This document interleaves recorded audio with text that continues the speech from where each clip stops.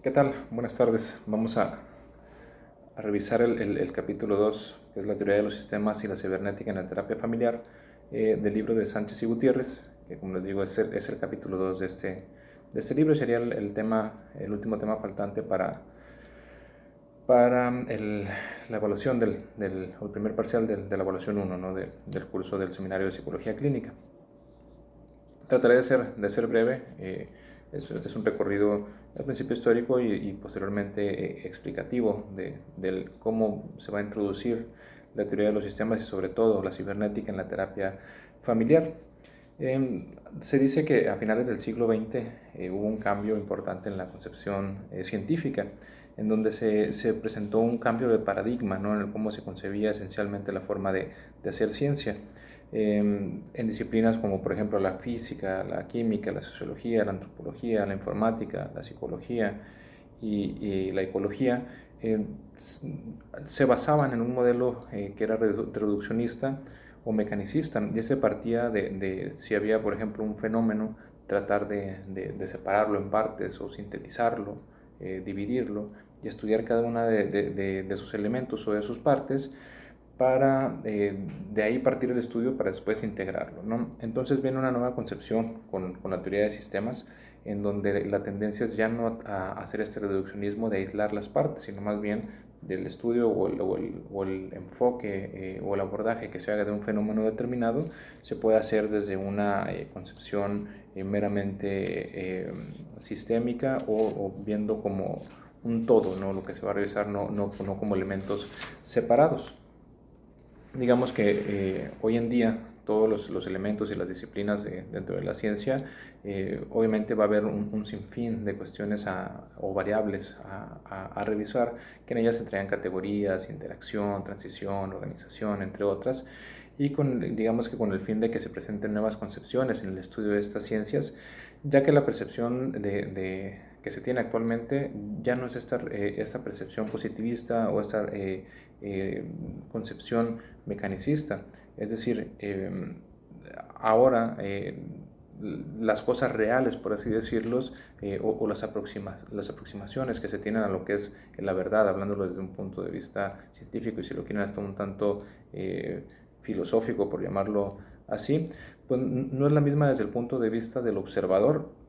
al observado. Es decir, no es lo mismo que quien está viendo de fuera un fenómeno sea la misma realidad para lo que está sucediendo dentro de un fenómeno. Entonces, adelantándome un poco, así es como va a ser la concepción de la terapia familiar sistémica. Es decir, no es lo mismo el que lo viva el terapeuta desde fuera a como lo vive la familia, digamos, la dinámica familiar, como está sucediendo dentro del sistema familiar. La teoría general del sistema se desarrolla en 1968, la va a desarrollar Ludwig von Bertalanffy, pero anterior a él ya había como ciertos autores o como ciertos personajes que se adentraban y proponían un abordaje sistémico del estudio de los fenómenos, tanto personajes como Leonardo da Vinci, Leibniz, Nicolás de Causa, Paracelso, Khaldun. Ya venían ellos en cada una de sus ramas proponiendo una visión sistémica, pero fue hasta 1968 cuando presenta von Bertalanffy su libro, ¿no? La teoría general de los sistemas, cuando empieza a tener auge, ¿no? Que al principio fue recibida, y menciona el autor, por filósofos y matemáticos y biólogos con alguna incredulidad fantástica, al estarse basando como en una cuestión más empirista o en una cuestión más mecanicista, reduccionista, como decíamos ahorita, y positivista sobre todo, pues no venían a entender esto. Es decir, desde esta posición también monista que va a postular la verdad como única, como completa, como total, y que todo el pensamiento y la experiencia está sometida a su manifiesta autoridad, pues puede estar en tela de juicio. Es decir, no existe solo una forma de ver un fenómeno, no existe solo una forma de interpretar una realidad. Es decir, puede haber muchas más de una forma, y digamos que el pensamiento monista vendría a ser en un primer momento, es algo que tal vez no menciona acá su texto, cuando empieza a hablar Hegel y Descartes también desde una visión un tanto más dialéctica, es decir, ya no soy monista, ahora soy dualista, ¿no? Existe una parte y su contrapuesto, existe un negro, existe un blanco,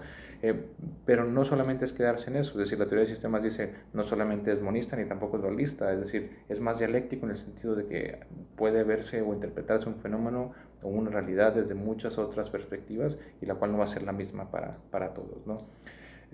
Si lo pensamos esto en cuestiones psicopatológicas dentro de la concepción de la terapia familiar y la aplicación dentro de la misma, ¿cómo es que nosotros podríamos pensar en determinar la patología o la psicopatología y su diagnóstico en nuestros pacientes cuando nosotros no vamos a conocer, es decir, su mundo contextual, su interacción, su familia, sus orígenes, ni su encuadre cultural, social, político, religioso? Es decir, si no conocemos nosotros todo su entorno, pues difícilmente vamos a poder determinar el origen de una manifestación psicopatológica. Digamos que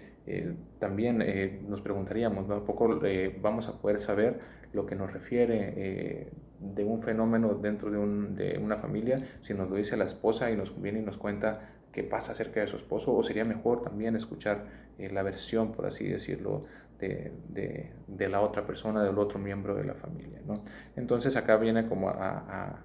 introducir ese tipo de interrogantes que tal vez alguien que va a trabajar con familias empiece a preguntar, ¿no? Es decir, la realidad que me está contando una persona únicamente a quien veo en terapia es real.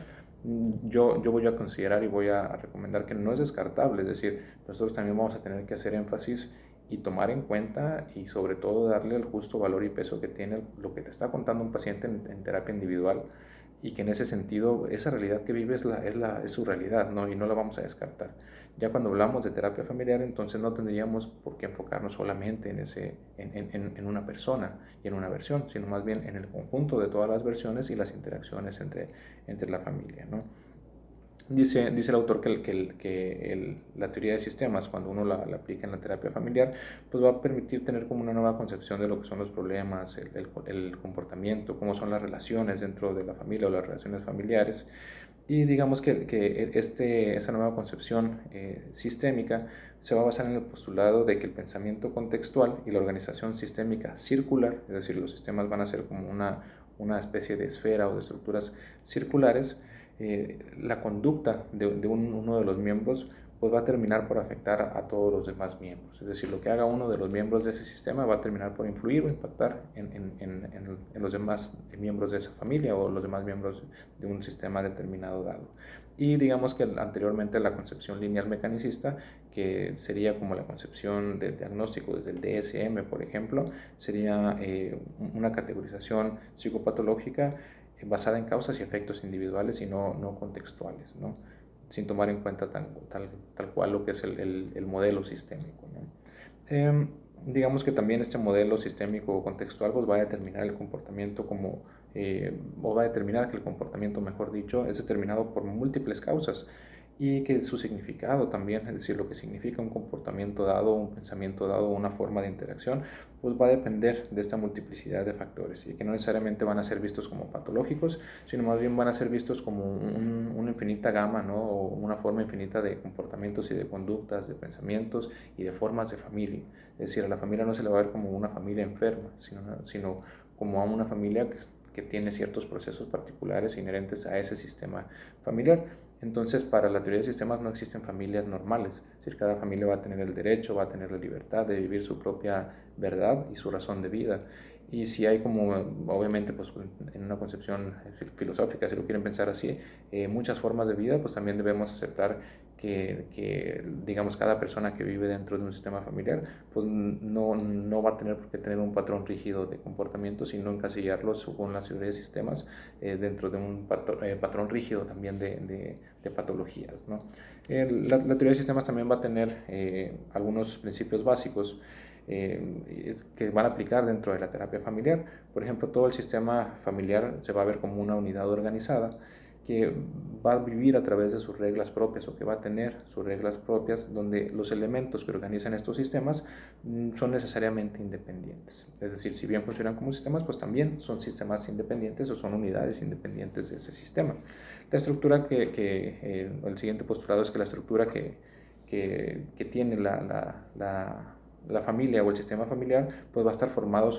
su vez por sus subsistemas. Es decir, los subsistemas van a ser cada uno de los miembros de la familia, o también cuando existen coaliciones entre los miembros de la familia. Es decir, cuando, digámoslo así, el papá y mamá en una familia tradicional pues van a ser también un subsistema. Aparte, ellos a su vez individualmente van a ser un subsistema dentro del sistema familiar. Estos subsistemas pues van a existir y va a haber dentro de los sistemas pues jerarquías, y estos van a delimitar en cierto modo sus obligaciones y sus responsabilidades, y van a estar determinados por las generaciones, la edad, el género y la función que se tiene dentro de un sistema familiar dado.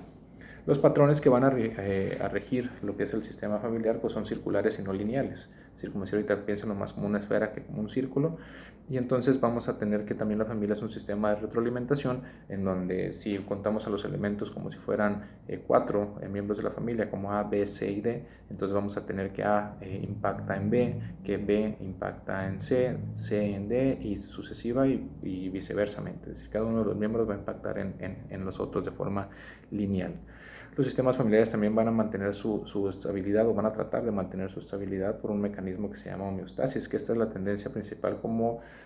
a mantener un equilibrio, no pensándolo como equilibrio como un concepto general, sino lo que la familia entienda y perciba como un equilibrio, como ellos sientan que funciona bien en esa familia en particular, ¿no? Y la evolución y los cambios de cada digamos, van a ser de cada familia, pues son inherentes a que las familias son sistemas abiertos, y entonces la evolución y los cambios pues tienen que ver con los sistemas abiertos como tal. Ahora vamos a pasar a otro de los temas, que es la epistemología cibernética. Digamos que este es otro concepto que se introduce en la ciencia, y que, digamos, va a venir a darnos como una visión más totalizadora de lo que es la forma de enfocar la organización de los sistemas en una cuestión circular en lugar de una cuestión lineal, justo lo que veníamos hablando, es decir, se empiezan a ver los sistemas y los procesos en forma circular y no en una línea cronológica, una línea sin regreso o sin retorno. Es decir, la retroalimentación se da de forma circular, no hacia diferentes direcciones. El acto básico de la epistemología pues, es crear la diferencia entre una pauta y otra, es decir, busca las diferencias entre lo que es una acción, una otra, una forma de interacción u otra. Entonces lo va a empezar a recalcar, ¿no? Van a existir dentro de la cibernética una cibernética de primer orden, y se le va a llamar de los sistemas observados. También ahorita voy a hablar de la cibernética de segundo orden, y esa se le va a llamar de los sistemas observantes. Cuando hablamos de la cibernética de primer orden y hablamos de los sistemas observados, vamos a tener que aquí el sistema observado, es decir, se considera fuera del observador. Si lo pensamos en un contexto de terapia familiar, entonces el sistema va a ser la familia y va a ser un sistema observado por un terapeuta que en cierto modo va a estar fuera de ese sistema. Entonces, la mayoría de los encuadres terapéuticos van a funcionar de esta forma, los encuadres que dice el autor no sistémicos. Entonces, en este primer orden de cibernética, los encuadres van a estar dados en cierto modo en donde la pauta de interacción del terapeuta con la familia va a estar dada desde interpretar la realidad de la familia desde una posición de observador, digamos así, como si fuera alguien que está percibiendo o grabando, ¿no? O registrando desde fuera de ese sistema en un encuadre de pacientes terapeutas, o en un encuadre de observador observado, de enfermo sano, en cierto modo sin involucrarse de lleno en lo que es el sistema, ¿no? Va a tener ciertos postulados teóricos esta cibernética de primer orden. De acuerdo con Kinney, esta cibernética funciona en base a la circularidad, y esta se refiere a la repetición en la interacción de las pautas de un sistema que actúa como un todo. También va a tener estructura, y esta se refiere a la totalidad de relaciones que existen dentro de un sistema abierto. La estructura puede cambiar o se puede mantener estática. Los sistemas abiertos es cuando existe un intercambio, ¿no? de estímulos con el ambiente y sistemas vivos. Es decir, los sistemas abiertos se refiere a que un mismo sistema puede tener conexión y contacto y flujo de información, ya sea al interior o al exterior, con otros sistemas circundantes, ¿no? Los sistemas cerrados son sistemas por lo general no biológicos que no tienen contacto con otros sistemas, y la retroalimentación, que es el recurso propio de los sistemas para vigilar su autorregulación, es decir, que permitimos que entre, que permitimos que salga, cómo regulamos, o cómo entre los subsistemas también tenemos cierta información y pautas de interacción para que nuestra interacción o nuestro sistema llegue al punto homeostático de mantenernos en equilibrio. Dentro de esta cibernética de primer orden va a haber una segunda etapa, del primer orden de la cibernética, ¿no? Y esta segunda etapa va a dar como un énfasis en lo que es la reestructuración del sistema, y también va a venir a movilizar lo que son los subsistemas para dar otra jerarquía y otras formas de interacción y de unión entre estos. Entonces, digamos que quienes introducen este tipo de énfasis en la terapia familiar van a ser autores como Salvador Minuchin y Carl Whittaker, donde vienen ellos digamos, en sus sesiones van a hacer interpretaciones o intervenciones que van a provocar crisis, movimientos desequilibrantes, coaliciones,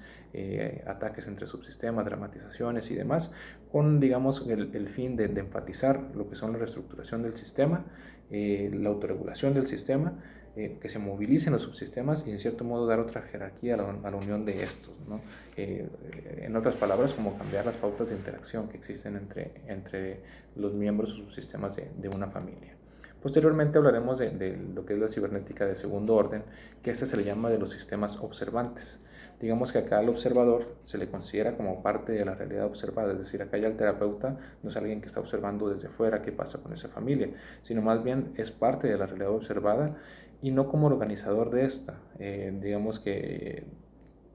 por eso se le denomina como cibernética de los sistemas observantes.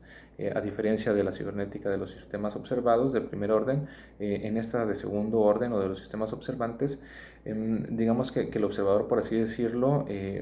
va a ser un participante dentro de las interacciones de la familia. En este modelo de terapia familiar, el terapeuta pues, no va a ser un agente que opere cambios en la familia como tal, sino más bien va a ser un receptor de la realidad interna de la familia a través del significado de esta, es decir, qué significa la familia para sí misma, ¿no? El terapeuta, digamos que lo que va a tratar de hacer es como el insertarse de una forma sutil en el mundo de la familia, es decir, en las interacciones de la familia, y la sesión se va a convertir, según la terapia sistémica familiar, en una amena conversación, es decir, entre los miembros de la familia, entre el terapeuta, y que esto va a tratar de disminuir lo que es la angustia de todos o de algunos de los participantes, donde se van a intercambiar diálogos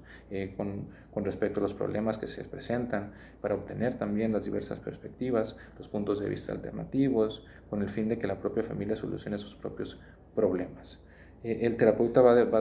digamos, de cierta forma, involucrarse con lo de la familia, en sus diálogos, sus historias, sus fuerzas, sus recursos y sus significados. Digamos que también, solamente ya para terminar el video de hoy, el terapeuta en la terapia sistémico familiar, incluso en la terapia breve sistémica también toma un tanto de esto, vendría a actuar o a ocupar una posición entre la cibernética de primero y segundo orden, dependiendo el cómo y en dónde se encuentra en la sesión. Va a haber veces que va a estar dentro del sistema familiar, en donde en cierto modo va a ser como si fuera parte de ese sistema tratando de entenderlo, y estaría, digamos, en una posición de una cibernética de segundo orden y sería parte de los sistemas observantes. Y cuando se encuentra en una cibernética de primer orden desde fuera, haciendo sus intervenciones, sería una persona que está observando la realidad desde fuera y se convertiría como alguien que formaría parte de los sistemas observados, ¿no? Pero bueno, cualquier duda entonces quedo ya a su disposición, y espero que con esta breve explicación quede claro el cómo se trabaja desde esta teoría en la terapia familiar.